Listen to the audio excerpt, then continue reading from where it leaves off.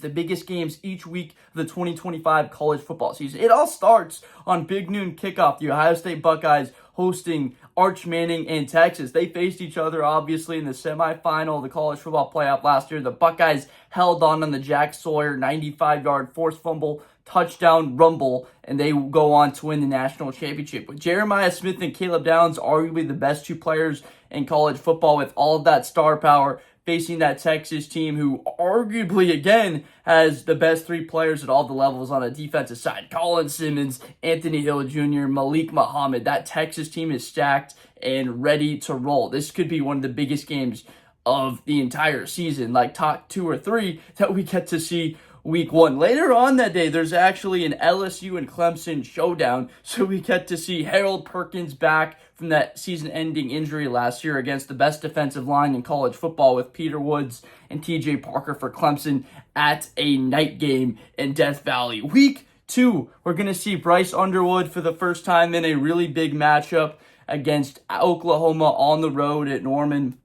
Look, that Michigan wide receiver talent I'm pretty down on, but I do like the running back in Justice Haynes from Alabama. I like the Moores on the defensive side, Rod Moore the safety, Derrick Moore on the defensive line, as well as TJ Guy, who is one of the more underrated players in college football season. He had 5 sacks, whereas Kenneth Grant and Mason Graham were those run stuffers who I think both had 3.5 sacks apiece, whereas Josiah Stewart, he had 8.5 sacks. I know those guys in the middle weren't all about the sacks and that production. It was more stopping the run. But again, a player like TJ Guy really helps on that. And then John Mateer for Oklahoma. He comes out of Washington State. He's one of the more prolific rushers of the football in college football. 15 rushing touchdowns a season ago to go along with 800 yards. So Michigan at Oklahoma week 2. Week 3, Texas A&M at Notre Dame. We know how big of a game this was last year that pretty much shot Notre Dame out of a cannon, ended up losing to Northern Illinois very early in the year, but then they were able to use this game really as an accelerant for the rest of the season, knowing they could win a big road game. Marcel Reed for Texas A&M, he's going to be throwing to the NC State transfer Kevin Concepcion, 850 yards and 10 touchdowns a year ago. And then again, remember,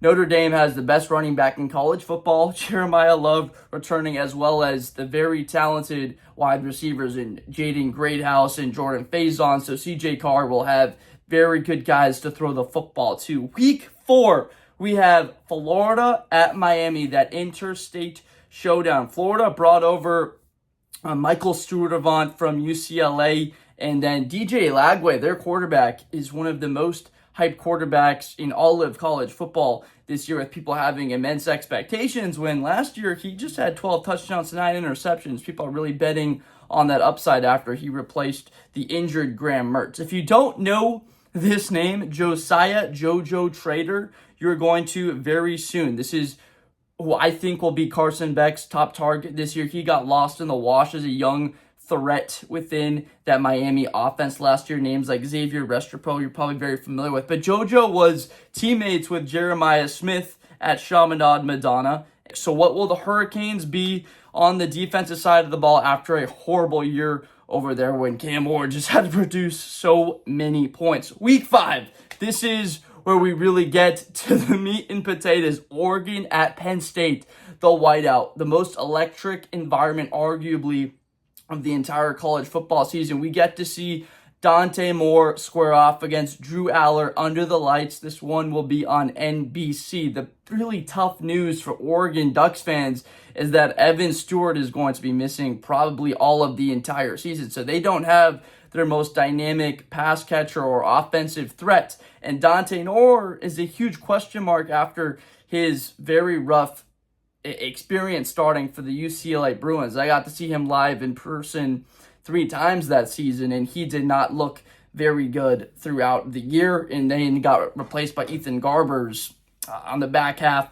of the season. For Penn State, this is the year where they need to win games just like this one in a whiteout. Nick Singleton, Katron Allen form what could be the best backfield in America, that dynamic duo between them. It has been said that they really replenished that receiving core, and we're just going to have to find out to see if that's fully the truth. You know what else is this day? Is we have Alabama at Georgia. Of course, this is an honorable mention and could be definitely a bigger game in the scope of the whole college football season. So Ty Simpson's first chance in a massive starting opportunity. Will there be the chance that Ryan Williams has a 200-yard game this season? Does it come up? I mean, last year against Georgia, he put on an absolute show in that night game there at home. So the best left tackle in Caden Proctor in college football. They've got Overton on the other side in the defense. So the Dogs, they're very development heavy. Didn't dip fully into the transfer portal except for guys like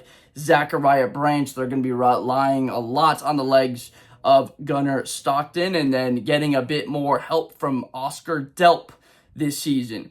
In week 6, Miami at Florida State. Look, I understand that Miami has a third of their starters from the transfer portal, but Florida State's whole team is practically a transfer portal build. They brought over Deuce Robinson from USC, Squirrel White, the dynamic receiver, and that Tennessee offense from last year with Dante Thornton, Brew McCoy, that we remember Dylan Sampson leading the SEC in rushing. So he comes over from Tennessee. They got Thomas C.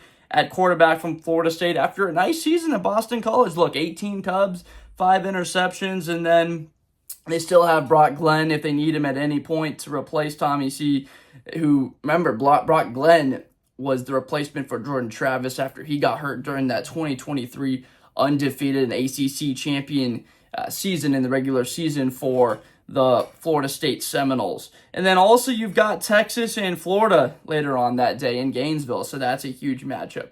The Red River rivalry, Oklahoma at Texas, a game that all the Blue Bloods are looking at. This is going to be a huge rivalry game. Of course, we know Mateer versus Arch. I think this is going to come down to the legs really between them. So will Arch be able to have a good game against that Oklahoma defense? I think this might be one of the tougher games of the season for him. Probably 100,000 people in the crowd for this one. So players like Michael Taft, who returns at safety from Texas, this is the kind of game where you need him, where you're facing a very mobile quarterback in John Mateer. And then the late game on that day, South Carolina at LSU. Only one of South Carolina and LSU, in my opinion, are going to make the college football playoff. So it is a game like this that could potentially decide who gets to be playing in the college football playoff and who doesn't. So Lenore Sellers, Garrett Nussmeier, Harold Perkins, Dylan Stewart, we get to see the battle of some very talented players. USC at Notre Dame in week 8. Look, this is a rivalry game that's potentially going away, which we are all very disappointed of if that actually does happen. But Jordan Mayava versus CJ Carr. Look, Jacoby Lane with USC is looking for another season after he broke out. 12 touchdowns last year, but I think it was only something over a couple 500 yards written here. And they'll likely be about 6-2 and a better team this year. So a game against Notre Dame would go a whole lot, especially if they could win. This is a team that's looking to make that next step this year. After in 2026 in the future, they're looking at a very strong recruiting class. In the top 3 of the country, kind of depends on who you look at that for. And then you've got Texas Tech at Arizona State, which could be deciding. This could be a rematch potentially in the Big 12 championship game. We've got Morton, lots of production last year, 27 touchdowns. Quinn Joyner, the running back transfer from USC, look, he figures to be a really big contributor for them. ASU with Jordan Tyson, one of the top 10 wide receivers in college football. He's back. Sam Levitt leads this ASU team, which, again, last year, very good.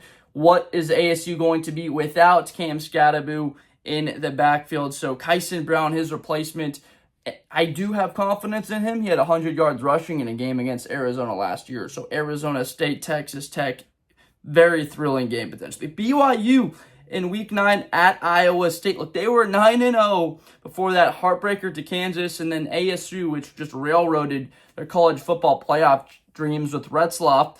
he was just a bit too inconsistent, needs to protect the football better in big games. And then Rocco Becht, he's one of the more underrated, experienced quarterbacks in college football, 6,600 yards and 48 touchdowns in the last 2 years combined. And then it's just a matter of, can he replicate that production with Jalen Noel and Jaden Higgins obviously leaving in the NFL draft. Also that day, you've got Ole Miss in Oklahoma. We've got Austin Simmons versus Mateer once again, Lane Kiffin versus Brent Venables, so expect very good defense in this matchup. I'm excited to see if Princewell Umanmielen, the brother of Princely Umanmielen, the star defensive end for the Ole Miss Rebels, right? So is he going to be a productive player for Ole Miss next year, a top 10 transfer portal player? And then also that day, you've got Alabama and South Carolina. Just have to mention that for sure at this point. Hopefully it's Ty Simpson having success and it's not having to go to someone like Austin Mack, and they've got to have a back and forth quarterback deal there with the Crimson Tide. And then the next week, November 1st, week 10, Penn State at Ohio State. At this point, will we know if Penn State beat Oregon? Did they win their first matchup game in pretty much the last 5 or 6 years? This figures to be a noon game, which is a shame that we don't get to see this one kicked off under the Knights. Would sure love to see that. I mean, who doesn't love Gus Johnson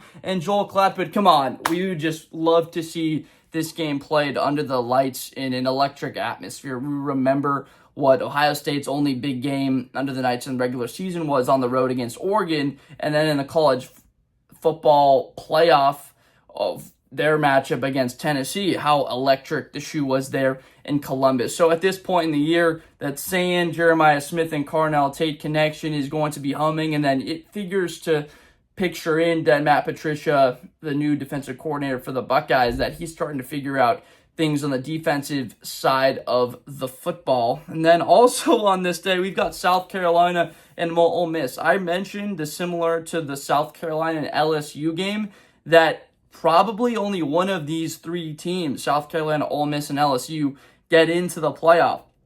So this is a huge indication if South Carolina can beat Ole Miss, do they potentially get into the playoff at that point? There's just a limited amount of spots with a 4-team playoff when it figures to look like you're probably going to get Bama, Georgia, and Texas in. So are there 4 or are there 5 playoff teams out of the SEC? Week 11, you've got LSU and Alabama. Nussmeier, again, looking to replicate what he had last season, could be the number 1 pick in the NFL draft next year. Figures to be a first rounder. Later on that day, you've got Florida State and Clemson. At this point, we'll know if Florida State is much better this season, again, relying on so many transfers. And then Clemson with Cade Klubnik, like, are they just on that path rolling to the ACC championship? And then you've also got BYU and Texas Tech on that day. Texas at Georgia, week 12, without a doubt. This is going to be the biggest game. Likely could be seeing them playing in the SEC championship game rematch like we saw last year, Texas and Georgia facing off in Texas. Georgia whooped them on the defensive side of the ball. Just so much pressure on Ewers and Arch throughout that game. And then they end up facing again a couple months later in the SEC champ game. So Texas at Georgia, we know Arch we're all rooting for him to be healthy with Tavion Wiesner at running back.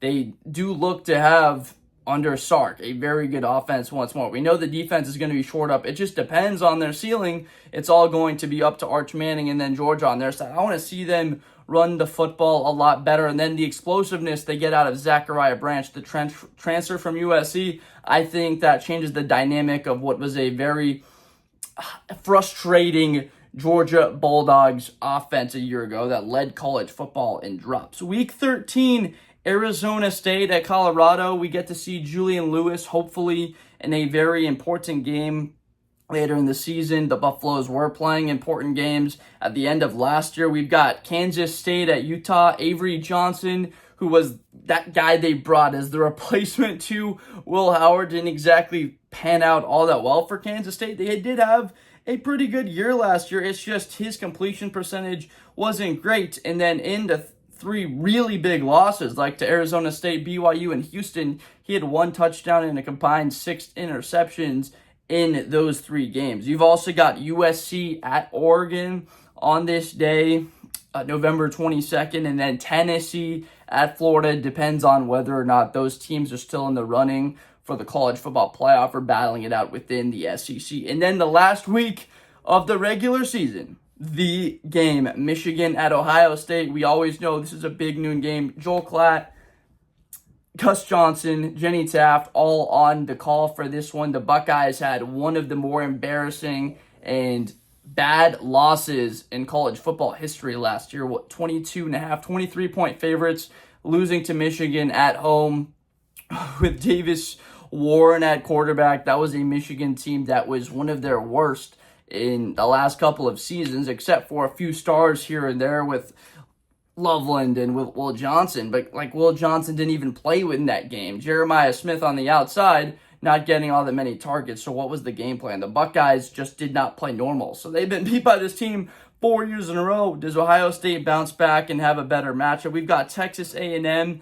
at Texas. Last year, this decided who is going to be the opponent of Georgia in the SEC championship game. So what is this one going to be made of? Is Texas A&M still in there at the end? We know Texas will be if everything goes right and they stay healthy. And then the Iron Bowl, Alabama at Auburn. We know the history on this one. Jackson Arnold with Oklahoma last year, benched for a month after a very rough first half against Tennessee. He needs to be much more effective as a downfield thrower. Obviously, what sort of takes all the attention on this day will be Ohio State against Michigan, where the Buckeyes are going to be on the road for this one in Ann Arbor, likely around 110,000 people there. It's just a matter of Ohio State has a lot more talent than what Michigan has.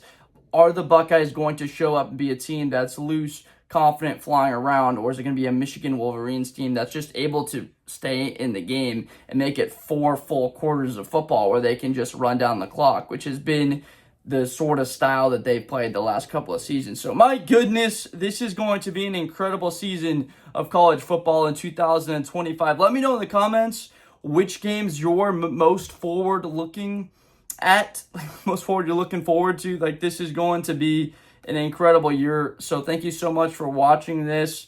Subscribe for more content coming out in the future. We're going to continue with more series and a series of looking aheads at the upcoming season in the NFL and in college football. So appreciate you so much for watching, and I will catch you next time.